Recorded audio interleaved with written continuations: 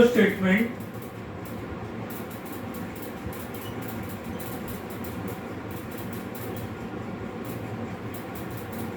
Accounting standard, ठीक है। Cash flow statement होता क्या है? तो cash flow statement the part of financial statement. जब हम कंपनीज के फाइनेंशियल स्टेटमेंट्स बनाते हैं तो उसमें उनकी balance sheet form 3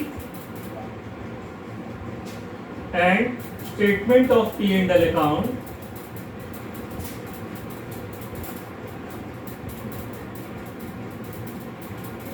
plus notes to account plus cash flow statement.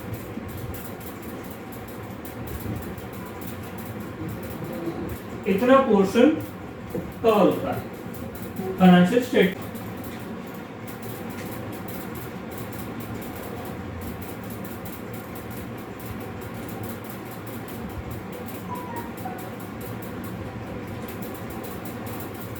ये इसका फॉर्म।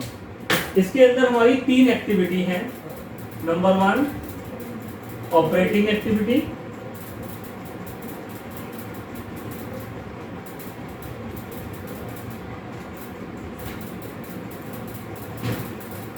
यहां हमारा आंसर निकल के आता है cash flow from operating activity. मैं कुछ नहीं बता रहा, ये टोटल हमारा बाहर आ जाएगा। Number 2 cash flow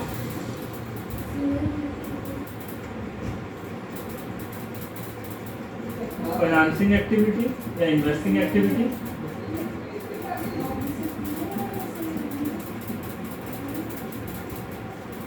B cash flow from financing activity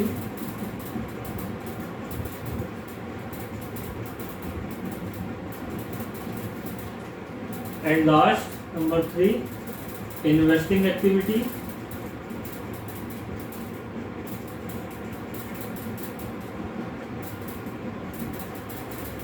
C cash flow from investing activity,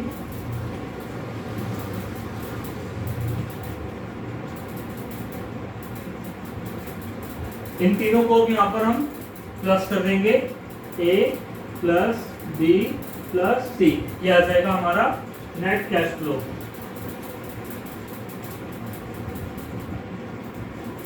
इसके अंदर ऐड करेंगे opening cash and cash equivalent.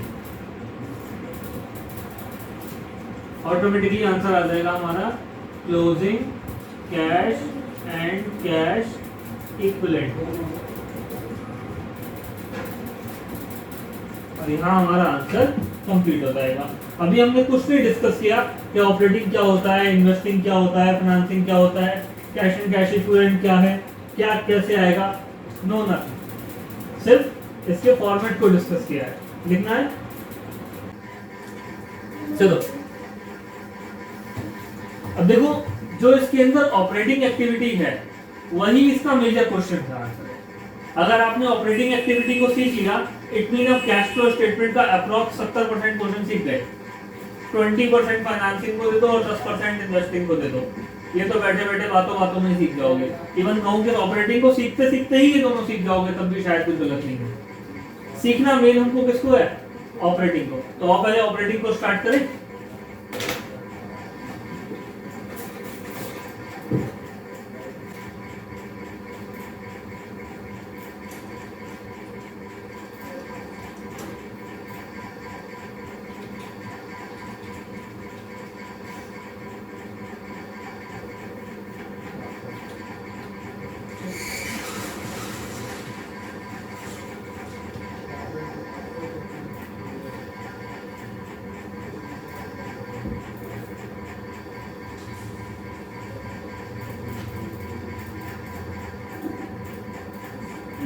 Operating activity. अब इसकी शुरुआत कैसे होगी? इसकी शुरुआत होगी, सबसे पहले हम लिखेंगे difference of P and L account, या अगर प्रॉफिट दिया है तो प्रॉफिट फॉर द ईयर, जो भी इस साल का प्रॉफिट है वो उसको हम लिखेंगे सबसे पहले। अब इसके अंदर 4 आइटम एडलेस करने हैं हमने। सबसे पहले ऐड करेंगे नॉन कैश एक्सपेंसेस। अगर कोई ऐसा एक्सपेंस है जो कैश नेचर का नहीं है उसको ऐड कर दो, जैसे depreciation. Add non operating expenses. अगर कोई एक्सपेंस ऐसा है जो ऑपरेटिंग में ही है उसको ऐड कर दो, जैसे इंटरेस्ट, जैसे P&L provision for dividend, provision for taxes, add कर दो। Minus non cash income. अगर कोई ऐसी इनकम है जो कैश नेचर की नहीं है, जिनकी बुक्स ऑफ अकाउंट के अंदर जनरेटेड प्रॉफिट आ रहा है लेकिन वो इनकम कैश में रियलाइज नहीं हुई है, उसको माइनस कर दो, जैसे रिवैल्यूएशन गेन। ठीक। Less non operating income. Income है कैश में रियलाइज हुई है लेकिन वो धंधे से डायरेक्ट बिलोंग नहीं करती, नॉन ऑपरेटिंग इनकम, जैसे profit on sale of machinery. Profit है लेकिन वो ऑपरेशन प्रॉफिट नहीं है, इन्वेस्टमेंट से रिलेटेड है। ठीक है, profit on sale of machinery, इसको भी माइनस। इतना करने के बाद हमारे पास जो आएगा उसको हम लिखेंगे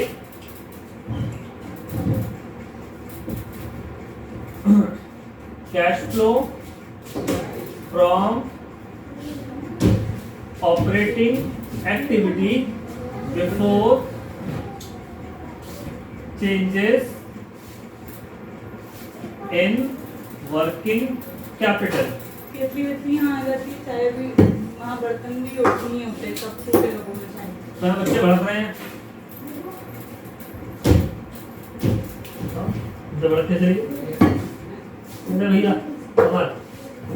तो बात कर रहे थे हम cash flow from operating activity before changes in working capital. बेटा ये जो प्रॉफिट है या ये जो प्रॉफिट आ रहा है जिससे हम ऑपरेटिंग बना रहे हैं, अब हमें इसको 4 आइटम और एडजस्ट करने हैं। कौन कौन से? वर्किंग कैपिटल के 4 आइटम। वर्किंग कैपिटल के 4 आइटम कौन कौन से? करंट एसेट्स और करंट लायबिलिटी। करंट एसेट का बढ़ना, करंट एसेट का कम होना, करंट लायबिलिटी का बढ़ना, करंट लायबिलिटी का कम होना। इन चारों को हमको सेपरेटली यहाँ पर लिखना है और एडजस्ट करना है। किससे? इस प्रॉफिट से। क्या करेंगे?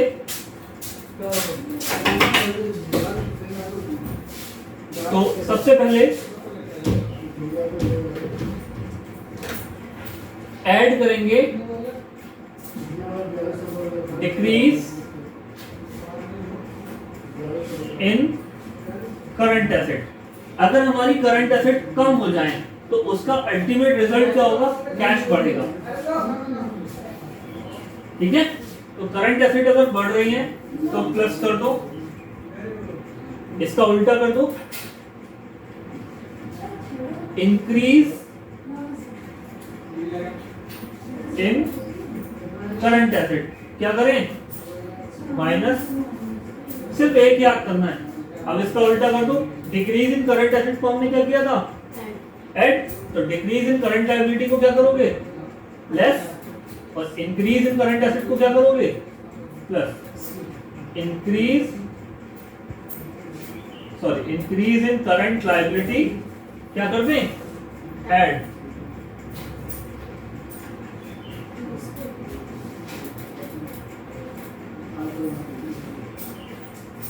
डिक्रीज इन करंट लायबिलिटी को क्या कर देंगे?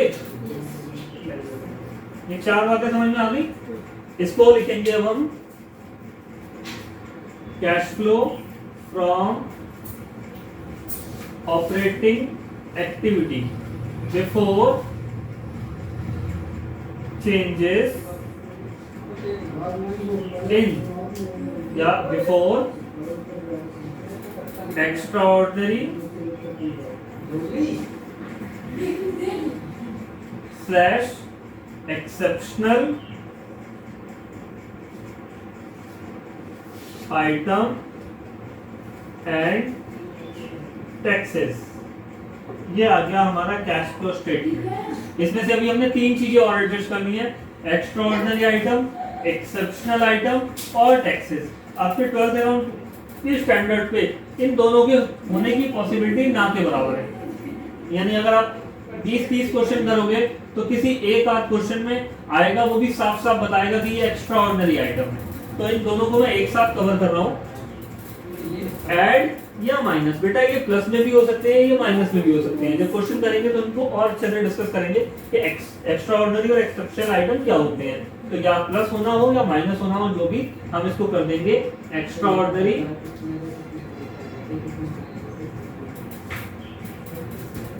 And exceptional item.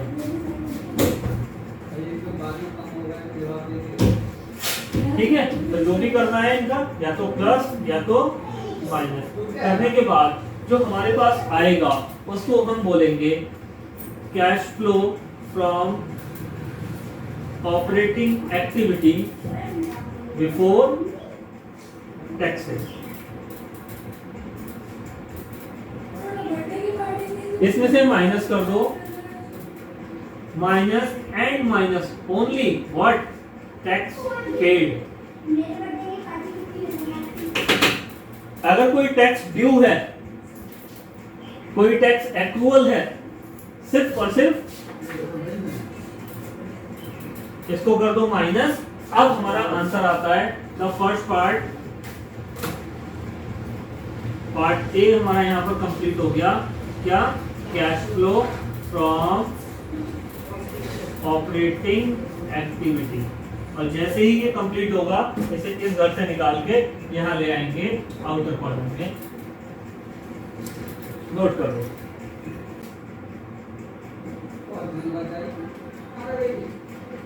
अभी हमने बात की फर्स्ट पार्ट की, अब हम अगला पार्ट ले रहे हैं, नंबर बी। क्या ले लें? पहले इन्वेस्टिंग ले लेते हैं। Cash flow from investing activity.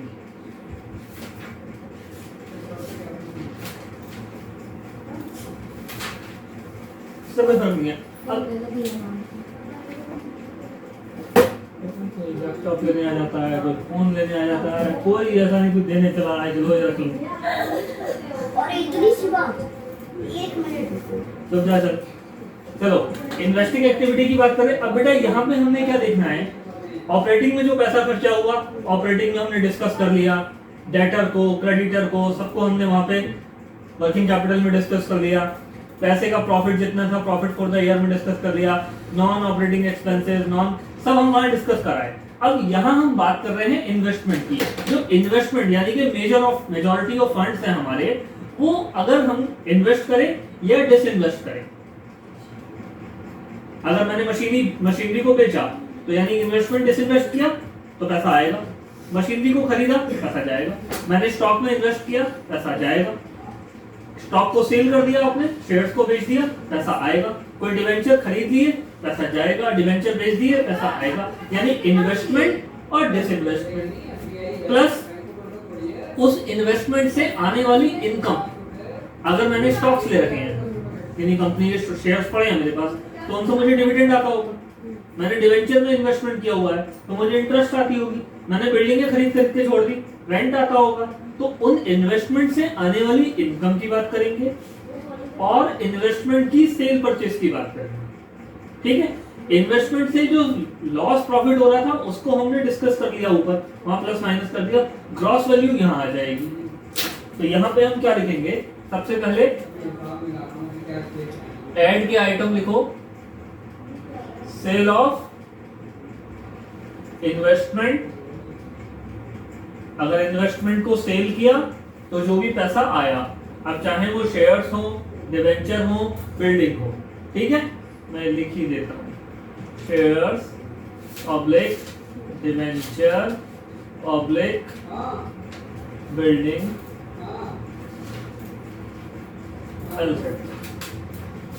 Plus dividend slash rent slash interest receive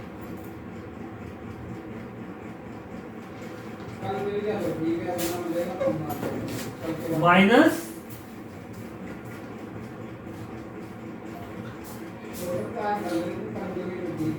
purchase of investment. ऊपर ही बता दिया तो दोबारा लिखने की अब जरूरत नहीं है। जो भी होगा पॉजिटिव है तो पॉजिटिव, नेगेटिव है तो नेगेटिव। ये यहाँ पर तीनों वैल्यूज जो भी होंगी आउटर कॉलम से हम उठा के इधर लिख लेंगे इसको।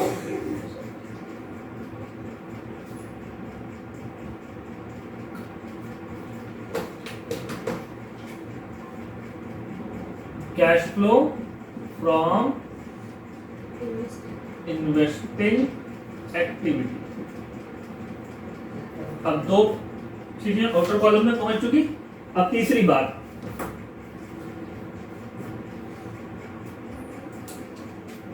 Number 3, cash flow from financing activity. अब बेटा फाइनेंसिंग एक्टिविटी में क्या आएगा और क्यों आएगा? अगर हमने शेयर्स को परचेज किया तो हमने यहां माइनस किया, अगर हमने शेयर्स को सेल किया हमने यहां प्लस किया, लेकिन अगर मैं शेयर्स इशू करूं तो पैसे आएंगे, वो फाइनेंसिंग का पार्ट है। अपनी ही कंपनी के शेयर्स को अगर मैं बाय बैक करूं, रिडेम्पशन करूं, वो यहां आएगा। इन दोनों में फर्क समझ लेना, बड़ा बच्चा कंफ्यूज होता है। यहाँ पे मैंने वो शेयर्स खरीदे जो किसी दूसरे की कंपनी के हैं, मेरा इन्वेस्टमेंट है उनमें, और वही शेयर बेचे जो किसी दूसरे की कंपनी के हैं, मेरी कंपनी के नहीं है। मैं अगर ए लिमिटेड हूँ तो मैंने सपोज रिलायंस लिमिटेड के शेयर्स खरीद लिए तो मेरा इन्वेस्टमेंट हो गया, मैंने रिलायंस लिमिटेड के शेयर बेच दिए, मेरा डिसइन्वेस्टमेंट हो गया। लेकिन मैं ए लिमिटेड हूँ और मैंने अपनी कंपनी के शेयर्स इशू किए पब्लिक को, ले लो मेरे शेयर्स, मुझे पैसा दो, तो मेरे भी क्या आएगा? एक तरीके से लोन है मेरे ऊपर, मेरी कंपनी पे लायबिलिटी है। अब जो शेयर्स है तो कैपिटल, लेकिन हमारे ऊपर एक तरीके से वो क्या है? लायबिलिटी है। लायबिलिटी बढ़ रही है, अपनी ही कंपनी के शेयर्स को मैंने रिडेम्पशन कर दिया तो पैसा जाएगा, लायबिलिटी घट रही है। अगर मैंने शेयर्स को इशू किया है, मैंने डिवेंचर को इशू किया है, तो मैं उस पर डिविडेंड दूंगा, मैं उस पर इंटरेस्ट दूंगा, पैसा जाएगा। तो ये तीन बातें हमको यहाँ समझनी है कि अगर हम डिविडेंड रिसीव करेंगे तो क्योंकि इन्वेस्टमेंट किया है इसलिए करेंगे, और वो हमेशा कहाँ आएगा? इन्वेस्टमेंट है। लेकिन अगर हम डिविडेंड पे करेंगे, इसका मतलब वो हमने शेयर्स पे दिया है जो हमने इशू किए हैं, वो फाइनेंसिंग में आएगा। अगर हमने अपने शेयर इशू किए तो वो हम पे एक लायबिलिटी है, फाइनेंसिंग में आएगा। लेकिन अगर हमने दूसरे की कंपनी के शेयर्स को बेचा या खरीदा, वो इन्वेस्टमेंट का पार्ट है। तो फाइनेंसिंग में हमने क्या 3-4 बातें करनी है बेटा? तो सबसे पहले यहाँ पे हम लिखेंगे पैसा आने वाली चीजें। नंबर 1, पैसा कहां से आएगा? Issue of shares slash debenture, पैसा आएगा। खुश हो जाओ। एड, अगर हमने बैंक से लोन ले लिया, बैंक लोन रेज, पैसा आएगा। लेस इंटरेस्ट डिविडेंड पेड, यहां पे सिर्फ पेड लिखना है। ऊपर हमने खाली प्रोविजन लिखा था, provision for dividend, provision for taxes, interest कितना ड्यू हुआ, लेकिन यहां पेड की बात होगी। Less repayment of bank loan, अगर बैंक के लोन को, कुछ बैंक लोन के प्रिंसिपल अमाउंट में जो पैसा गया वो माइनस, लेस redemption of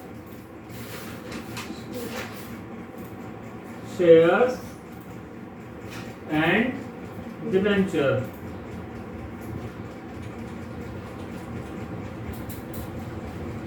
इसको ले आओ अब बाहर आउटर कॉलम में। Part C cash flow from financing activity, ये भी आ गया हमारा बाहर। अब आगे का वही है, तीनों को जोड़ देंगे, net cash flow from ABC और उसके बाद opening cash and cash equivalent add कर देंगे, आ जाएगा हमारा क्या क्लोजिंग कैश।